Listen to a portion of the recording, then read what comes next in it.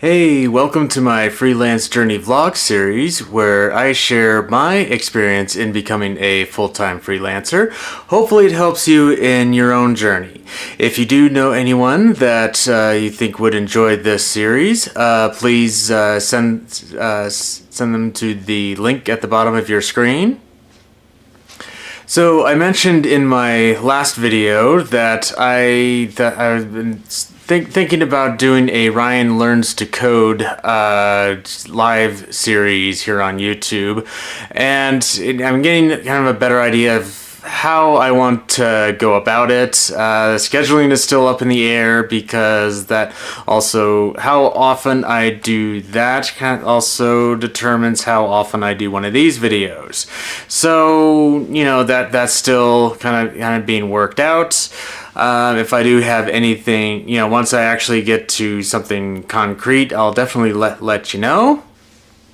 So, and I also mentioned in the last video, I believe, that I am going to, I went to my brother's wedding, which was very, very nice, I must say.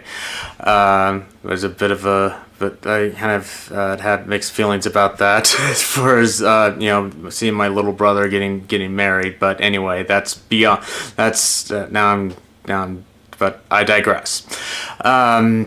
But there was one toast that was said that it was a metaphor on living is like being in the ocean. That there are it's not flat calm all the time. There are waves and there's undertows, and mentioned about not fighting the undertow, and they called it not swimming to safety.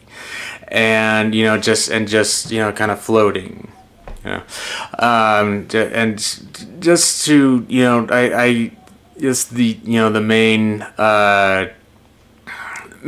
point of that particular toast was not fighting where life is taking you, because you'll look up one day that you'll find yourself in a place you couldn't have possibly imagined. And I started thinking about that in my own life, not necessarily in as far as my romantic life, but just life in general, and we're in freelance sense as well, because I've been having issues trying to get a main gig, and I've been working with some coaches, and honestly, I did need to work on stuff as far as presentation with my resume and other things.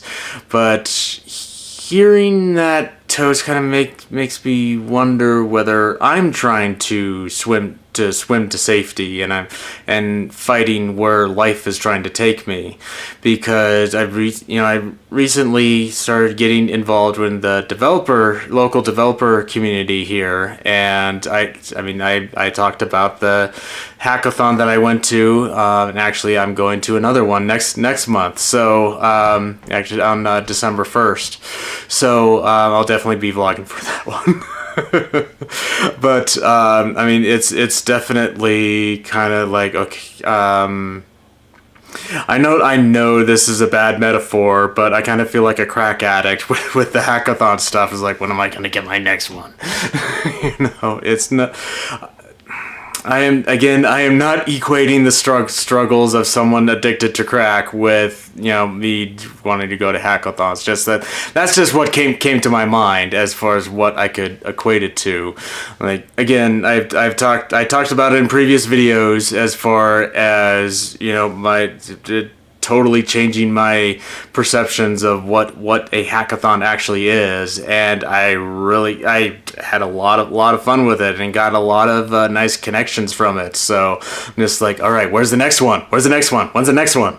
And the stuff doing there, I just can't quite get past the idea of, whoa, people actually get paid to do this? Of actually creating stuff that other people use, and I'm wow, okay, because I know I'm a weirdo. It's just coding to me is just fun. Now I'm sure if there's experienced software developers that have been through the trenches, like I remember when I thought that way, but this just I'm kind of wonder. I mean, while I am working on the stuff that I mentioned earlier, I'm also kind of thinking, hey, maybe I'm kind of fighting where life is taking me by looking for, because I'm looking for something in IT help desk, IT support, kind of somewhere in that area, because that's where my most marketable skills are. But I'm kind of wondering, hey, maybe if I just put more time and effort into this coding thing, then I get a position as like an entry level developer somewhere a lot faster than I've been, because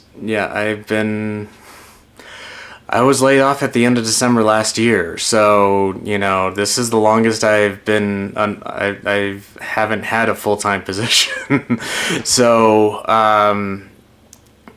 so I have that going on in my head, but there again, I'm kind of working with coaches and kind of making myself a more desirable candidate. But again, at the same time, I'm kind of wondering, hey, maybe I should be going this other direction now.